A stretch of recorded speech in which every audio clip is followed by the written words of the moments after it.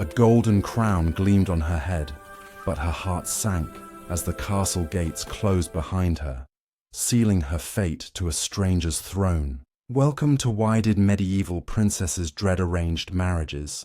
A journey into the hidden fears and fierce spirits of royal women. Grab a cup of tea, take a seat, and let this tale unfold. If you're captivated by their stories, hit that subscribe button. Your support means the world to us. In the flickering torchlight of a medieval castle, a princess stood before a mirror, her reflection framed by silk and jewels. Yet her eyes betrayed a quiet dread. For many royal women in the Middle Ages, marriage wasn't a choice. It was a command, a chess move played by kings and queens to secure alliances, wealth, or power. But why did these women, draped in velvet and crowned with gold, tremble at the thought of their wedding day? Let's step into their world, where love was a luxury and duty a chain, to uncover the fears that haunted their hearts. The life of a medieval princess was far from a fairy tale. Born into noble families, these women were groomed from childhood to be pawns in the grand game of politics. Their marriages were arranged to forge treaties, end wars, or expand empires, often before they could even read the treaties they were signing. Take Princess Matilda of England, born in 1102, who was betrothed at age 8 to Holy Roman Emperor Henry V. She was sent across Europe to a foreign court, a child surrounded by strangers speaking a language she barely understood. Her story wasn't unique. Princesses like her were traded like treasures, their personal desires buried under the weight of diplomacy. So what made these marriages so daunting? First, there was the loss of agency. A princess had little say in who she'd marry or when. Her father, brother, or guardian decided her fate, often prioritizing political gain over her happiness. The groom could be a man twice her age, a rival prince with a brutal reputation, or a sickly lord whose lands promised wealth. For example, Joan of Navarre, married at 16 to King Philip III of France in 1284, faced a husband known for his cold ambition. She left her sunny homeland for a court where whispers of intrigue were as common as the morning mist. The fear of an unknown husband, his temperament, his intentions, loomed large, a shadow over every betrothal. Then there was the journey itself. Marrying often meant leaving home forever, traveling hundreds of miles to a strange land with different customs, languages, and climates. Imagine a young princess, like Isabella of France, who at 12 was sent to England in 1308 to wed King Edward II. She sailed across stormy seas, leaving her family and everything familiar behind. The isolation was profound, letters home were slow, and visits rare.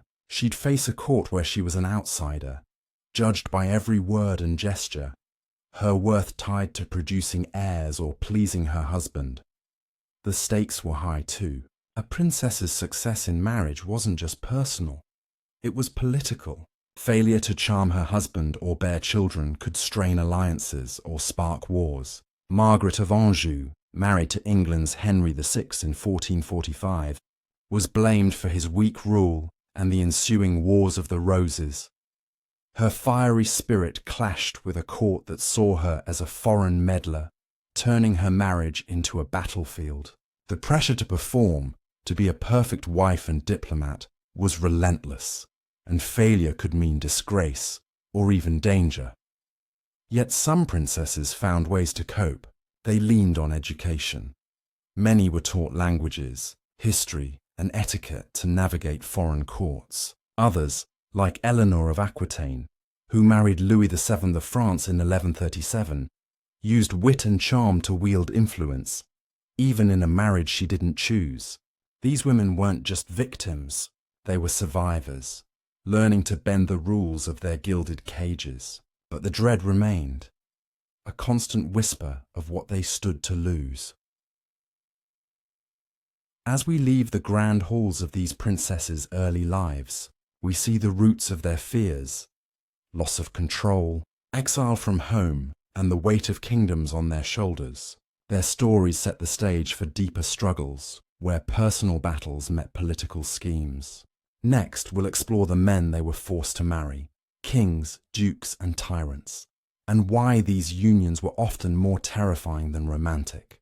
The heavy oak doors of a foreign castle creaked open, and a young princess stepped into a hall filled with unfamiliar faces, her heart pounding as she faced the man she was bound to marry. For medieval princesses, the husbands chosen for them were often more than just strangers. They were enigmas, their reputations shaped by whispered rumors or diplomatic reports. These men, whether kings, dukes, or warlords, held the power to make a princess's life a triumph or a torment, and the uncertainty of their character fueled her deepest fears. Take Philippa of Hainault, betrothed to Edward III of England in 1326 at just 13 years old. She arrived in London to wed a king whose court buzzed with tales of his ambition and charm, but also his volatile temper. Philippa had heard he was a warrior, handsome and bold. But would he be kind? Or would he see her as a mere tool for heirs and alliances? The reality was kinder than she feared. Edward grew to respect her, but many princesses weren't so fortunate. The gamble of a husband's nature was a roll of the dice, and the stakes were a lifetime. Age was often a cruel factor. Many princesses were wed to men decades older, their youth exchanged for political gain. Blanche of Castile, married at 12 to Louis VIII of France in 1200, faced a husband in his 20s, already hardened by court politics. The age gap meant not just a difference in experience, but a power imbalance. She was a child navigating a world of adult schemes. Worse still were the rumors of cruelty. Princesses like Joanna of Naples, wed to Andrew of Hungary in 1343, heard tales of his volatile nature before she even met him. When Andrew was later murdered, suspicion fell on Joanna herself, her marriage a spark for scandal and violence. The husband's homeland added another layer of dread. A princess might be sent to a kingdom at war, its court a nest of intrigue. Elizabeth of Bosnia, married to Louis VIII of Hungary in 1353, entered a realm where noble factions clashed like wolves. She was expected to mediate, charm, and bear heirs while dodging plots against her. Language barriers made it worse. Many princesses, like Anne of Bohemia, who wed Richard II of England in 1382, struggled to learn their husband's tongue. Anne's gentle nature won her allies, but the initial isolation, surrounded by courtiers who mocked her accent, was a lonely trial. Health was another shadow over these unions. Some grooms were frail or sickly, raising fears of widowhood or barrenness. Catherine of Aragon, betrothed to Arthur, Prince of Wales, in 1501, arrived in England to find a delicate 15-year-old whose health was already failing. His death months later left her stranded, a pawn in diplomatic limbo. Others faced husbands with reputations for vice, drunkenness, lechery, or violence. Mary of Scotland, married to Francis, Dauphin of France in 1558, was lucky to find a gentle soul, but his frail constitution meant constant worry about her future as a widowed queen. For some, the dread came from the husband's allies or enemies. A princess might marry into a court where she was seen as a foreign threat. Isabella of Aragon, wed to Philip II of France in 1170, faced a mother-in-law, Adela of Champagne, who schemed against her influence. The hostility wasn't just personal, it could be deadly, as rival factions often targeted the new bride to weaken her husband's position. Every smile hid a potential dagger, every banquet a chance for poison. Yet some princesses turned the tables. Margaret of Provence, married to Louis IX of France in 1234, faced a domineering mother-in-law, Blanche of Castile, but used her wit to carve out influence. She learned to navigate her husband's piety and his court's politics, proving that a forced marriage didn't always mean defeat. Still, the fear of the unknown, whether a husband would be ally or adversary, lingered like a storm cloud. The hall fades, and the princess takes her place beside her stranger husband, her future unwritten. These men shaped their lives, but the courts they entered held their own dangers, where loyalty was as rare as love. Next, we'll step into those treacherous courts, where princesses faced intrigue, rivalry, and the fight to survive. The grand hall of a foreign castle buzzed with silk-clad nobles, their smiles sharp as daggers, as the young princess stepped into her new role as wife and consort. For medieval princesses, the court of their husband's kingdom was no mere backdrop. It was a battlefield of whispers, alliances, and betrayals, where every word could make or break their future. Stripped of familiar allies and thrust into a web of intrigue, these women faced a daunting reality. The court was often as dangerous as the marriage itself, and survival demanded cunning, grace, and nerves of steel. Consider Isabella of France, who arrived in England in 1308 to marry Edward II. The court she entered was a snake pit of rival factions, barons vying for power, courtiers loyal to the king's controversial favourite, Piers Gaveston, and nobles who viewed her as a French outsider. At just 12, Isabella had to navigate this hostility while projecting the dignity of a queen. Whispers mocked her youth and foreign ways, and Gaveston's influence over Edward left her sidelined, her role ornamental at best. The dread wasn't just about fitting in. It was about surviving a court where loyalty shifted like sand. Rival women posed a unique threat. Mothers-in-law, like Eleanor of Provence's Blanche of Castile in France, could dominate a court, relegating the new princess to a shadow. Blanche's iron grip over her son, Louis IX, made Eleanor's early years as queen a struggle for relevance. Mistresses, too, were a constant worry. When Margaret of Anjou joined Henry VI's court in 1445, she faced nobles who favoured the king's advisers over her, and rumours of his disinterest fuelled gossip about her influence. A princess had to charm or outmaneuver these rivals, or risk being marginalised. The court's politics were a labyrinth. Princesses were expected to broker peace or strengthen alliances, but missteps could ignite conflict. Anne of Bohemia, queen to Richard II, arrived in England in 1382 to cement a truce with the Holy Roman Empire.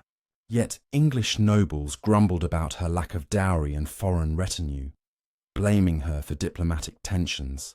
Every decision, whom to befriend, what to wear, even how to pray, was scrutinized, and a single error could brand her a failure. The pressure to perform as a diplomat while dodging political traps was relentless. Danger lurked in darker corners. Poison and assassination were real threats in medieval courts. Joanna of Naples, married to Andrew of Hungary, faced a court so rife with plotting that Andrew's murder in 1345 sparked accusations against her. Whether she was guilty or not, the suspicion tainted her reign, showing how a princess could be scapegoated for a court's unrest. Even trusted servants could betray.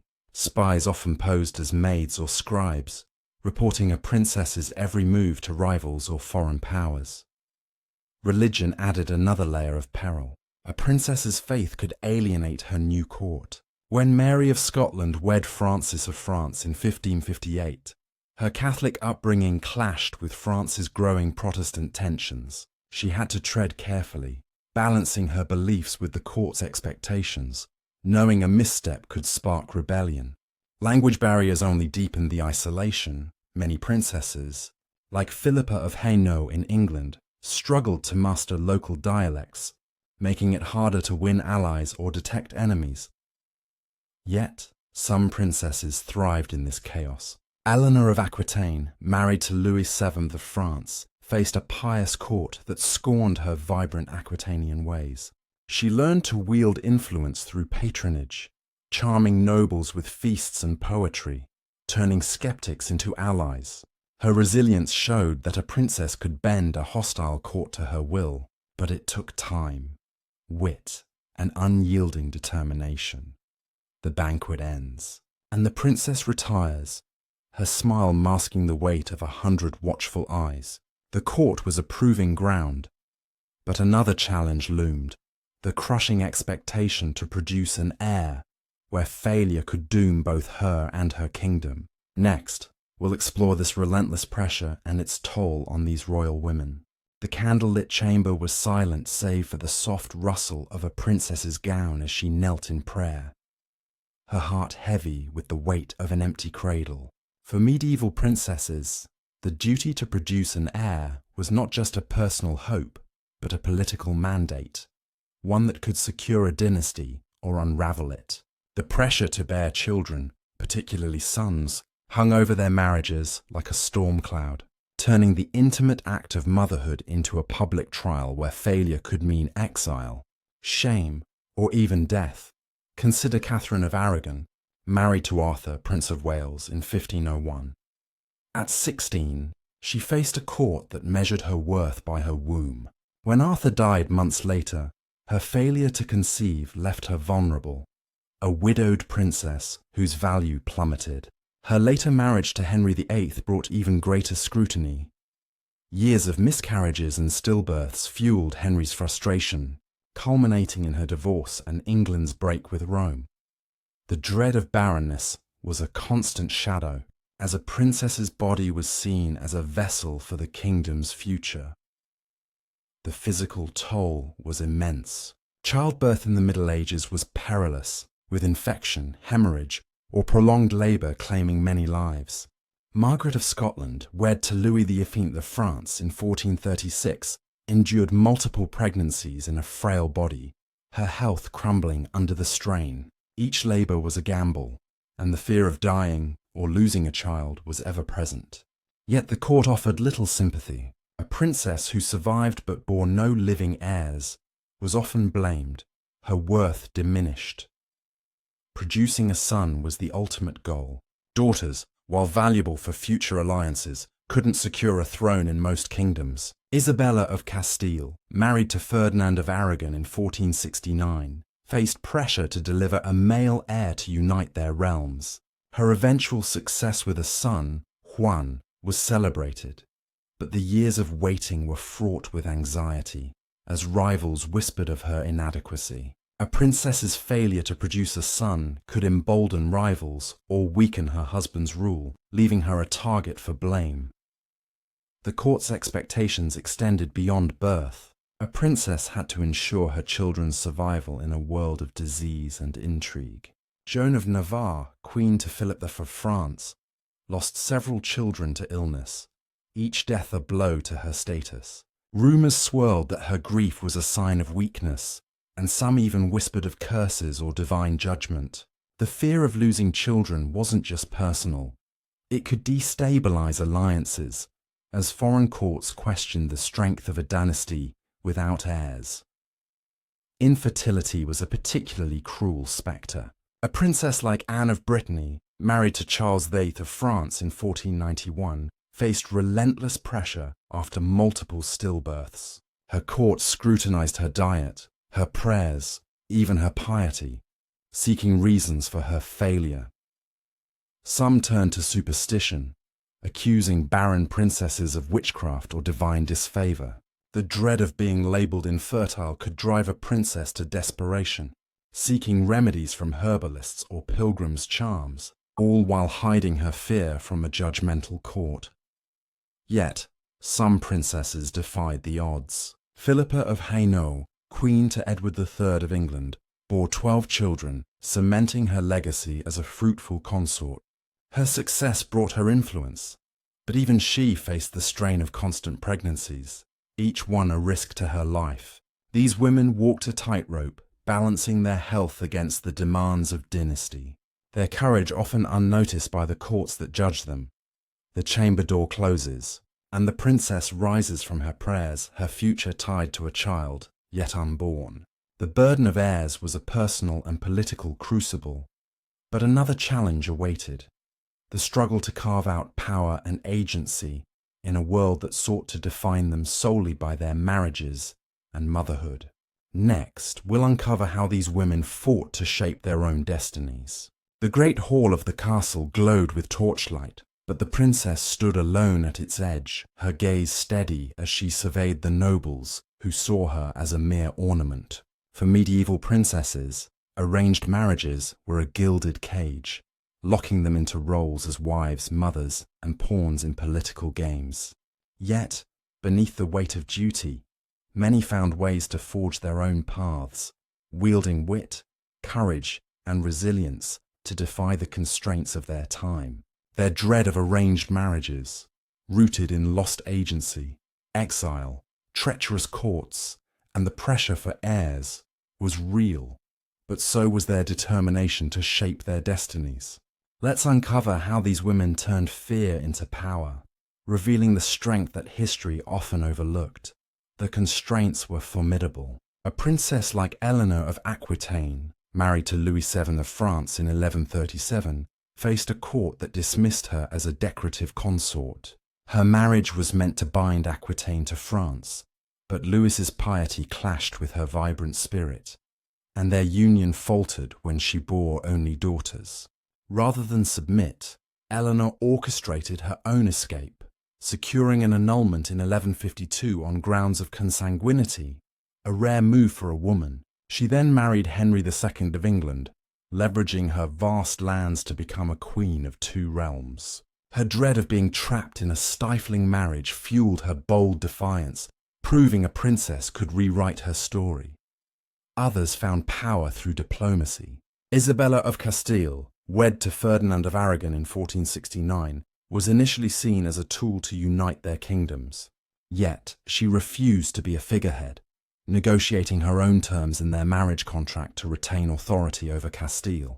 Her dread of losing control drove her to master statecraft, leading armies and forging Spain into a global power. Isabella's success came from turning her marriage into a partnership, showing that a princess could wield influence far beyond the bedchamber or nursery. Some princesses used their courts as battlegrounds. Margaret of Anjou, queen to Henry VI of England, faced a realm fracturing into civil war. Her marriage in 1445 was meant to secure peace with France, but Henry's weak rule left her vulnerable to rival nobles. Instead of cowering, she rallied loyalists, led armies, and fought for her son's claim during the Wars of the Roses. Her fierce resolve made her a legend, though her enemies branded her a she-wolf. Margaret's dread of being sidelined pushed her to seize power, even at great personal cost. The threat of treachery didn't deter every princess. Anne of Bohemia, married to Richard II in 1382, arrived in a court hostile to her foreign roots. Rather than shrink from the hostility, she used her gentle charm to win over nobles, mediating disputes and fostering cultural exchange. Her influence softened Richard's rule, and her legacy as the good queen endured despite her childlessness. Anne turned her fear of isolation into a strength, building bridges where others saw only walls. Even the burden of heirs could be a platform for power. Philippa of Hainaut, queen to Edward III, bore 12 children, securing her dynasty's future. But she didn't stop there. She acted as regent during Edward's campaigns, managing finances and diplomacy with a steady hand. Her dread of failing as a mother became a catalyst, transforming her into a pillar of England's stability. Philippa's story shows how a princess could turn a biological duty into political capital, defying expectations that confined her to the nursery. Not all succeeded so grandly. Joanna of Naples, married to Andrew of Hungary, faced a court that turned her marriage into a scandal when Andrew was murdered in 1345. Accused of complicity, she fought to clear her name, ruling Naples alone and navigating multiple marriages to retain her throne. Her dread of being a pawn drove her to assert her sovereignty, though her reign was marred by betrayal and war. Joanna's struggle reveals the cost of defiance, but also the fire of a princess who refused to bow. The truth of these marriages lies in their complexity. The dread was universal: fear of losing home, facing cruel husbands, navigating hostile courts, or failing to bear heirs. But these women were not mere victims. They schemed, ruled, fought, and endured, carving out legacies in a world that sought to bind them. Some, like Eleanor and Isabella, became legends. Others, like Joanna and Margaret, paid dearly for their defiance. Their stories reveal a universal truth. A princess's power wasn't in her crown, but in her ability to rise above the chains of duty. As the hall's torches dim, the princess steps forward, her silhouette strong against the fading light. Their tales of dread and defiance echo through history, reminding us of their humanity and strength. If you've been captivated by these stories, please like and subscribe to our channel. Your support means everything. Share your thoughts below. Which princess's story resonated most? Join us for more tales of history's unsung heroes.